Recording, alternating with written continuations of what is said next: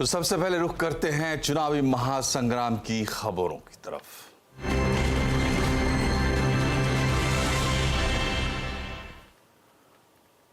तो पांचवें चरण का मतदान और पांचवें चरण में मुंबई की ये तस्वीरें आप देख रहे हैं। अंबानी परिवार एक आम नागरिक की तरह वोट देने पहुंचा पोलिंग बूथ पर। मुकेश अंबानी, नीता अंबानी, साथ में आकाश अंबानी और बिल्कुल आम लोगों की तरह कतार में लगकर मतदान किया।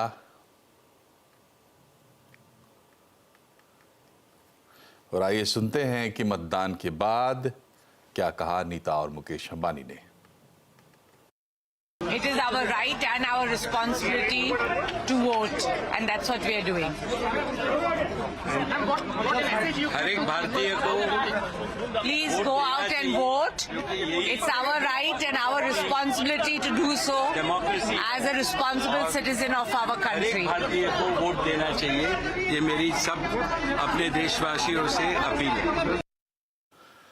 तो पेडर रोड पर अपने बूथ पर वोट करने के बाद पेडर रोड के थेरेसा हाई स्कूल में इन लोगों ने वोट किया, पूरा अंबानी परिवार। और हमारे संवाददाता विवेक गुप्ता वहां मौजूद थे। विवेक गुप्ता के पास सीधे चलते हैं। बताइए विवेक। मनोज, देखिए, बिल्कुल आम जनता की तरह आरआईएल के चेयरमैन मुकेश अंबानी, उनकी पत्नी नीता अंबानी और उनके बड़े बेटे आकाश अंबानी यहाँ पर पहुँचे थे और बिल्कुल नॉर्मल तरीके से उन्होंने कतार लाइन में खड़े हुए और अपनी मतदान की बारी की। और आपको दिखाना चाहूँगा कि जो हम लोग सुबह से दिखा रहे हैं कि बूथ नंबर में अंदर जो बूथ बने हुए हैं उसी में बूथ नंबर 98, 1900 उनमें से एक बूथ में वो गए, आराम से उन्होंने वोटिंग की और वोटिंग करने के बाद वो बाहर आए और उन्हें सबसे बड़ा और सबसे इम्पोर्टेंट मैसेज दिया कि जो लोग अभी भी 1 घंटा बचा है मुंबई में वोटिंग करने के लिए, जो लोग अभी भी अपने घरों से बाहर नहीं निकले हैं वो अपने घरों से बाहर निकलें, मतदान करें। आप समझ सकते हैं कि अंबानी परिवार अपने बिज़ी शेड्यूल्स पर निकाल के भी, लेकिन जो इम्पोर्टेंट एक उनका कर्तव्य होता है कि वोट देना है, वो बाहर आए। इतने बिजी शेड्यूल होने के बावजूद भी पूरा परिवार बाहर आया। मुकेश अंबानी की बात करें या फिर नीता अंबानी की बात करें, उनके बेटे आकाश अंबानी की बात करें, तीनों लोग घर से बाहर निकले और वोट किया।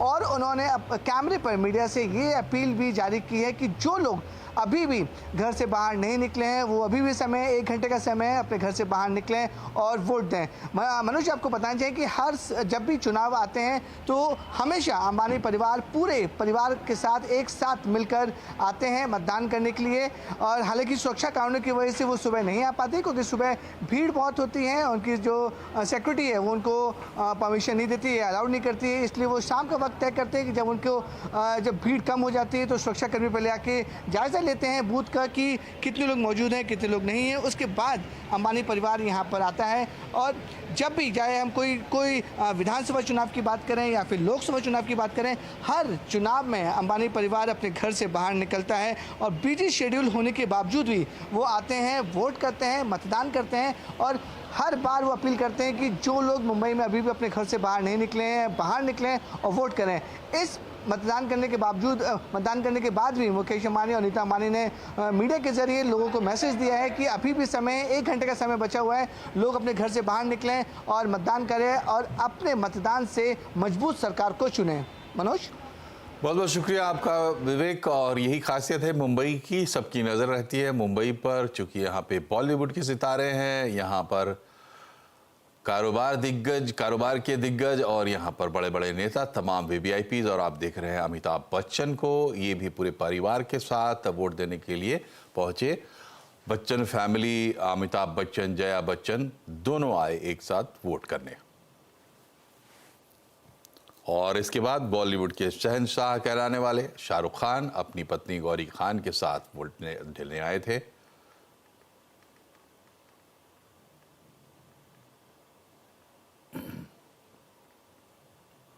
तो ये सितारों का मेला पोलिंग बूथ पर, ये भी एक तस्वीर है लोकतंत्र की। तो एक साथ देखिए सचिन तेंदुलकर, बोनी कपूर और रणवीर, दीपिका, ऋतिक रोशन, शिल्पा शेट्टी, मनोज वाजपेयी, ईशान खट्टर, अनुपम खेर, ये तमाम बॉलीवुड के जाने माने सितारे नाम। और हमारे साथ जुड़ गए हैं वरिष्ठ पत्रकार सतीश केश सिंह, सतीश जी, आपका बहुत बहुत स्वागत है CNBC आवाज़ पर। 5 चरण पूरे होने को आए, पूरा माना जाए, वोटिंग परसेंट भी आपने ध्यान दिया होगा जो रहा है खास चर्चा का विषय। तो तमाम पहलुओं को देखते हुए क्या कुछ अंदाजा, क्या कुछ हवा रुख समझ में आ रहा है इस चुनाव का? मुझे लगता है कि अभी आप इतनी बड़ी बड़ी हस्तियों की तस्वीर यहाँ पर दिखा रहे थे, इसके बावजूद मुंबई में जो पूरे देश का एवरेज है उसे कहीं कम वोटिंग रहा। तो गर्मी भी है और तमाम हस्तियां कोशिश करती हैं कि लोगों को कहे कि आके मतदान करें। आपने पूछा है क्या क्या है, मुझे लगता है कि चुनाव में गर्मी आई है, जिस तरह से मौसम में गर्मी है, और जो एक तरह से जो चुनाव जनवरी के महीने तक एक तरफा लग रहा था वैसा अब नहीं लग रहा है। चुनाव ओपन हुआ है, चुनाव निश्चित रूप से ओपन हुआ है। तो यही मुझे लग रहा है। बाकी मुद्दों की बात है तो मुद्दों में कई तरह के मुद्दे हैं। अभी अब अंबानी साहब का दिखा रहे थे आप, तो ये अच्छा है, लोग तो बेचारे चुप थे इस चुनाव में, और जबकि डबल ए में दूसरा नाम इन्हीं का था, जबकि मुद्दा ये नहीं थे, मुद्दा तो मोदी जी थे जी। तो मुद्दा इन बहाने ये सब चलता रहा है। तो जो मुद्दे हैं वो एक बेरोजगारी का, महंगाई का, अवसर की कमी का, हिंदुत्व, राष्ट्र, ये संविधान, आरक्षण, किसानी, ये सब मुद्दे हैं। और फिर तो जाति वाला रहता है, और जातियां जो है खुली है। पिछला जो चुनाव था 2019 वाला, वो थोड़ा सा ये नेशनलिस्ट, वो मतलब मोदी फैक्टर, पुलवामा, हिंदुत्व, जो नेशनलिज्म, वो उतना प्रखर मतलब प्रचंड इस बार उतना दिख नहीं रहा है। मुझे लगता है कि इस बार का चुनाव और भी मुद्दे आए हैं, और दूसरा ये है कि constituency to constituency, state to state थोड़ा वेरी कर रहा है, अलग अलग चल रहा है। जी, तो सतीश जी ये बताइए कि जो चुनाव हम देख रहे हैं, अब परिणाम तो जो आएंगे सो आएंगे और उस दिन उस पर बात होगी। उससे पहले एग्जिट पोल भी आएगा, थोड़ी सी उससे दिशा लोगों को समझ में आएगी। लेकिन अगर पिछले 40-50 साल के इस पे गौर करें, कम से कम 40 साल अगर 80 से उठा के, इस चुनाव में कुछ खास बात क्या दिखाई पड़ती है? क्योंकि लोकतंत्र के लिए बहुत बड़ा अवसर होता है चुनाव, परिणाम चाहे जो भी हो, जिधर भी जाए, और उसके बारे में राजनीतिक दलों के अपने अपने प्रचार तंत्र जो भी बात करते हो, उसको राजनीति को, राजनीतिक दलों की जो राजनीति है, दलीय राजनीति, उसको थोड़ा सा दरकिनार कर दिया जाए और समझने की कोशिश की जाए कि इस चुनाव में खास कुछ बातें जो समझने लायक हों। देखिए, ये चुनाव मैं मानता हूं कि मीडिया की दृष्टि से 360 डिग्री का चुनाव रहा। अभी कई प्रकार की क्रिटिसिज्म होते हैं कि ये मीडिया है, मेनलाइन मीडिया है, फलाना मीडिया है, सामने एक ऑल्टरनेटिव सोशल वैकल्पिक मीडिया है, तमाम नेतागण जो हैं वो जो है सब कुछ होने के बाद जहां जनता से संपर्क करना हो तो जो डिजिटल माध्यम है, ऑनलाइन माध्यम है, बहुत सारे सोशल मीडिया के टूल हैं, मैंने प्रचार की प्रकाष्ठा वाला ये चुनाव है। और जिसको भी तो इसमें अब इसको खोल के बोलना थोड़ा सा अच्छा नहीं लगता, इसलिए मैं कहूंगा कि ये बात है। दूसरी बात जो है इस चुनाव में ऐसा लग रहा है कि जैसे चुनाव नहीं, मतलब आर पार की लड़ाई, युद्ध जैसा माहौल, मतलब एक जो एक डेमोक्रेटिक स्पिरिट के हिसाब से वो जो चुनाव होता है वो नहीं, वो मुझे लगता है उसमें थोड़ी कमी आई। तीसरा ये है कि इस चुनाव का एक खास बात ये भी रही कि भारतीय जनता पार्टी की तरफ से मोदी जी की गारंटी घोषणा पत्र आया। मोदी जी मोदी जी मोदी जी वाला है, तो वो व्यक्ति वाली बात। और विपक्ष में एक जो चीज थी कि विपक्ष जब चैलेंजर होता है तो बहुत पहले चैलेंजर होता है, मैंने हमने 77-89 में देखा है। उस स्तर पे तो नहीं, लेकिन लेटर मतलब बाद के दिनों में, जैसे मैंने कहा ना कि जब चुनाव ओपन हुआ तो बाद में ये चुनाव खुलता हुआ नजर आया, क्योंकि एकाएक 2-4 गठबंधन विपक्षी खेमे में भी स्टेट टू स्टेट हो गए। एक बात और मैं कहूंगा जो इम्पोर्टेंट ये है, एक चीज फोकस में जरूर आया है कि हम ये जरूर कहेंगे, वो है युवाओं का मुद्दा, यूथ का मुद्दा, अवसर का मुद्दा, रोजगार का मुद्दा। ये वाला जो है एक हमें ये दिखाई पड़ता है। जिंदगी की जद्दोजहद जो है वो एक सामने मुद्दा है, क्योंकि जिस प्रकार से मतलब राम मंदिर का जो स्थापना मतलब प्राण प्रतिष्ठा जनवरी में रखा गया था, टाइमिंग उसकी सेट थी, उस हिसाब से वो अगला समय चुनाव होता तो कुछ दूसरा माजरा रहता। जैसे जैसे ये गर्मी बढ़ती गई, मुझे लगता है राजनीतिक तापमान भी बढ़ता गया है और बहुत सारे जो मुद्दे ऐसे नहीं थे वो सामने आके खड़े हुए हैं। इसमें ये बात हम जरूर कहेंगे, जैसी स्थितियां ये वगैरह वगैरह। बाकी क्या है ना कि बहुत सारा हम कहेंगे ये प्रचार वाला जो प्रभुत्व वाला 21वीं सदी का ये वाला चुनाव, इससे पहले मैंने प्रचार, काउंटर प्रचार, इंफॉर्मेशन, डिसइंफॉर्मेशन, फेक न्यूज, दूसरे को डिस्क्रेडिट करना, अपना क्रेडिट लेना, लोगों तक पहुंचना, व्हाट्सएप, यूनिवर्सिटी और जितने भी माध्यम हैं प्रचार के, वो संसाधनों का मतलब इस तरह से इस्तेमाल तो हमने कभी पहले नहीं देखा। ऐसा लगता है कि चुनाव जो है, अब तो रैली होती है तो रैली से ज्यादा लगता है कि अब ये सब डिजिटल ऑनलाइन माध्यम है, उसी से ज्यादा चुनाव का। मैं भी गांव से घूम के आया था तो वहां भी देखा कि हर व्यक्ति को पता है कि पूरे देश में क्या हो रहा है। तो इस नजरिए से ये 360 डिग्री चुनाव है। अब मुद्दों की बात मैंने कर ली। दूसरा, ऐसा लगता था एक समय में कि विपक्ष की एकता बहुत हो जाएगी, वो नहीं हुई, लेकिन अंततः इन्होंने चमत्कार जरूर किया और बहुत सारे जैसे उत्तर प्रदेश में, बिहार में, महाराष्ट्र में और कई जगह ये गठबंधन में आ गए। जी, और एक आखिरी सवाल आपसे ये सतीश जी की अब क्या बचा है? जो 6th और 7th फेज है तो 100-125 के करीब जो सीटें हैं, क्योंकि अभी आज जो 49 सीटों पर जो मतदान हुआ उसमें 41 सीटें बीजेपी के पास थी, तो ये बड़ा क्रूशियल फेज था। तो अब इसके बाद जो 100-125 सीटें बची हैं, वो इस कंपटीशन, इस रेस, इस प्रतियोगिता में क्या मायने रखेंगी आपके हिसाब से?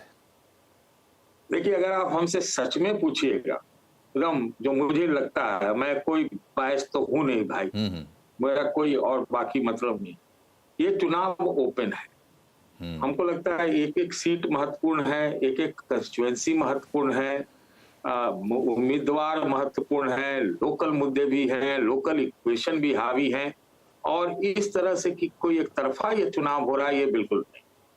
तो इसमें निर्भर करेगा मेरे हिसाब से, जैसे मैंने कहा कि एक एक सीट महत्वपूर्ण है, तो हर जगह महत्वपूर्ण है, तो ये जो नतीजे भी आने चाहिए, जो ऐसा दिखता है कि जब एक पूरा सुपर पावर करंट एकदम अक्रॉस द कंट्री नहीं होता है, तो कहीं इधर आया नतीजा, उधर आया नतीजा, ये एक संभावना हमें दिखाई पड़ती है कि हो सकता है कि चार को नतीजों से डिसाइड ना हो, बल्कि कोई और कुछ इधर उधर लोग को जोड़ने, चाहे इधर चाहे उधर, दोनों गठबंधनों में लोग इधर से उधर चले भी जाएं, छड़प भी जाएं, बदल ले पाला, उससे हमको लगता है कहने का कि इस बार का सरकार तय होना चाहिए।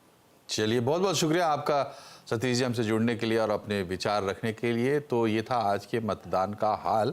हालांकि अभी वोटिंग जारी है और 6 बजे तक जो लोग भी कतारों में लग जाएंगे उन्हें वोट डालने का मौका मिलेगा। और आज जो मतदान जब पूरा हो गया तो इसके बाद 100-110 के करीब सीटें जो है बचती हैं, जिनके लिए छठे और 7वें चरण का मतदान होगा। महाराष्ट्र जैसे स्टेट में भी अब मतदान पूरा हो गया। तो जैसे उड़ीसा में आज विधानसभा के लिए भी पोलिंग हुई और साथ ही लोकसभा के लिए भी, तो उड़ीसा में मतदान बाकी है, अभी बिहार में बाकी है, उत्तर प्रदेश में बाकी है, झारखंड में बाकी है। तो जिन स्टेट्स में लेट स्टार्ट हुआ वहाँ की कुछ सीटें अब बाकी है, बाकी ये राउंड पूरा हुआ। तो अब आगे की बात करते हैं। प्रधानमंत्री नरेंद्र मोदी ने आज पुरी में जगन्नाथ मंदिर में पूजा अर्चना की और नवीन पटनायक की पार्टी बीजेपी के खिलाफ जमकर हमला बोला। उन्होंने रत्न भंडार की गुम हुई चाबियों का मुद्दा उठाया और कहा कि बीजेडी शासन में जगन्नाथ मंदिर भी सुरक्षित नहीं है। बीजेडी सरकार पूरी तरह भ्रष्टाचारियों के कब्जे से घिरी हुई है। मुट्ठी भर भ्रष्टाचारियों ने मुख्यमंत्री आवास को, मुख्यमंत्री कार्यालय को कब्जा करके बैठ गए हैं। बीजेडी के छोटे छोटे नेता भी करोड़ों के मालिक बन गए हैं। भाइयों और बहनों, उड़ीसा की बीजेडी सरकार ने यहां की खनिज संपदा का लाभ आपको नहीं लेने दिया। उड़ीसा में लोकसभा के साथ साथ विधानसभा के चुनाव भी हो रहे हैं। 5 लोकसभा की सीटें और विधानसभा की 35 सीटों पर आज वोट डाले जा रहे हैं।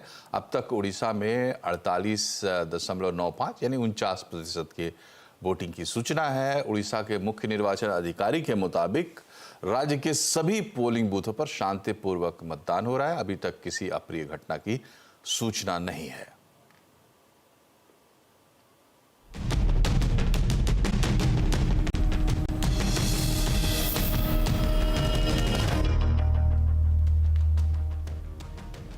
ब्रेक के बाद एक बार फिर से आपका स्वागत है। गुजरात एटीएस को अहमदाबाद एयरपोर्ट पर एक बड़ी कामयाबी हासिल हुई है।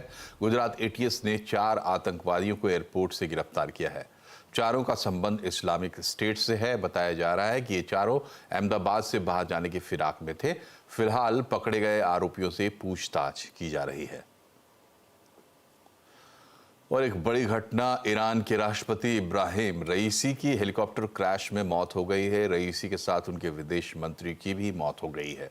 राष्ट्रपति रईसी का हेलीकॉप्टर क्रैश रविवार को हुआ था और आज उनकी मौत की पुष्टि हुई हेलीकॉप्टर का मलबा मिलने के बाद। इस हादसे में हेलीकॉप्टर में सवार दूसरे लोग उनकी भी मौत हो गई। समाचार एजेंसियों के मुताबिक इसमें रईसी के बॉडीगार्ड, पायलट, को पायलट, सुरक्षा अधिकारी वगैरह शामिल हैं। प्रधानमंत्री मोदी ने इस हादसे पर दुख जताया है और हमारे सहयोगी अभिषेक झा बता रहे हैं इस पूरी घटना का अपडेट।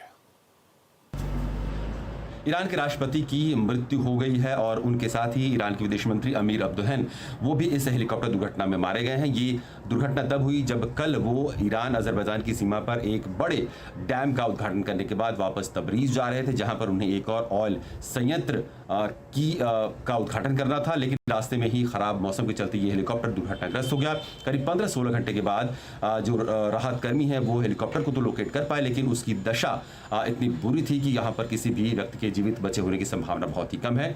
भारत और ईरान के रिश्तों पर इस दुर्घटना से कोई बहुत व्यापक असर तो नहीं पड़ेगा, लेकिन इतना जरूर है कि ईरान की जो राजनीति है उस पर इसका काफी फर्क पड़ेगा। रईसी, इब्राहिम रईसी काफी नजदीक माने जाते थे अयतुल्ला खमैनी के, जो कि ईरान के का जो गवर्नेंस सिस्टम है उसमें सबसे शीर्ष पर बैठे हुए उनके धार्मिक नेता हैं। तो इस प्रकार से आने वाले समय में चूंकि खमैनी साहब काफी ज्यादा उम्रदराज होते जा रहे हैं, तो उनके उत्तराधिकारी के रूप में भी इब्राहिम रईसी की काफ़ी चर्चा थी। तो इस प्रकार से जो उनका इन्फ्लुएंस था पूरे गवर्नेंस सिस्टम पे या पूरे डिसीजन मेकिंग पर, वो काफ़ी ज़्यादा था। और अगर भारत और ईरान, जैसा कि हमने देखा पिछले हफ्ते ही उन्होंने चाबहार पोर्ट को लेकर 10 साल का एक कॉन्ट्रैक्ट साइन किया। इसके अलावा भी भारत और Iran north south transport corridor जो कि भारत से शुरू होकर रशिया तक जाएगा, उसमें ईरान की बहुत महत्वपूर्ण भूमिका है। भारत के जो पूरे मिडिल ईस्ट का जो स्ट्रैटेजी, जो भी सामरिक उसके निर्णय होते हैं, जो नीतियां बनती हैं, उनमें ईरान की बहुत अहम भूमिका होती है। तो इन तमाम मसलों पर दोनों देश काफ़ी ज़्यादा जुड़ रहे थे, काफ़ी काम कर रहे थे। बहुत ज़्यादा कहें तो नकारात्मक या कोई बड़ा असर पड़ जाएगा भारत ईरान के रिश्तों पर दुर्घटना से, ऐसा तो नहीं कह सकते, लेकिन निश्चित रूप से एक बहुत ही मजबूत नेता, एक बहुत ही डिसाइसिव लीडरशिप, वो ईरान से अभी उसका जाना निश्चित रूप से ईरान के जो आने वाले समय है और खास तौर पे जो भी मिडिल ईस्ट की जो हालात चल रहे हैं, ऐसी स्थिति में एक डिसाइसिव लीडरशिप का खो देना ईरान के लिए बहुत बड़ा धक्का है, बहुत बड़ा सदमा है। और देखते हैं ईरान की नई लीडरशिप कब तक आती है और कितने स्ट्रांगली ईरान इस पूरे क्राइसिस से बाहर निकल पाता है। तो ईरान के इस क्राइसिस पर क्या सोचते हैं सामरिक मामलों के विशेषज्ञ? सुशांत सरीन की बात सुनते हैं। We don't know whether something like that happened. We don't know whether this is a technical fault which brought the helicopter down. We don't know whether this is a weather-related accident which took place, because in those kind of terrains and in that kind of weather conditions, it is very often, helicopters can be extremely accident prone. So that is a possibility. And of course, like everybody is speculating, was this some kind of a sabotage that took place? As of now, nothing can be really ruled out, but I would say that there's a much higher possibility that this was entirely a weather-related and perhaps a technical kind of a glitch which brought the chopper down. And in those kind of terrains, if a chopper comes down, you can't have really a hard landing. It's basically you have to be lucky to be able to survive such a crash. प्रधानमंत्री नरेंद्र मोदी ने banking sector में turn around को लेकर बड़ी बात कही है। उन्होंने एक पोस्ट में लिखा है कि पिछले 10 साल में बैंकिंग सेक्टर का प्रॉफिट पहली बार 3 लाख करोड़ रुपए के पार चला गया है। उन्होंने लिखा है कि जब वो सरकार में आए थे तब बैंकिंग सेक्टर एनपीए से परेशान था। यूपीए सरकार की फोन बैंकिंग पॉलिसी की वजह से बैंकिंग सेक्टर बड़ी परेशानी में था। बैंकों के दरवाजे गरीबों के लिए बंद थे। उन्होंने लिखा कि बैंकों की सेहत अच्छी होने से अब गरीबों, किसानों और एमएसएमईज को कर्ज मिलने में सहूलियत हुई है। इसी के साथ बुलेटिन में फिलहाल इतना ही। आप खबरों पर अपडेट रहिए और जुड़े रहिए सीएनबीसी आवाज से हमारे सोशल मीडिया हैंडल्स के जरिए। नमस्कार।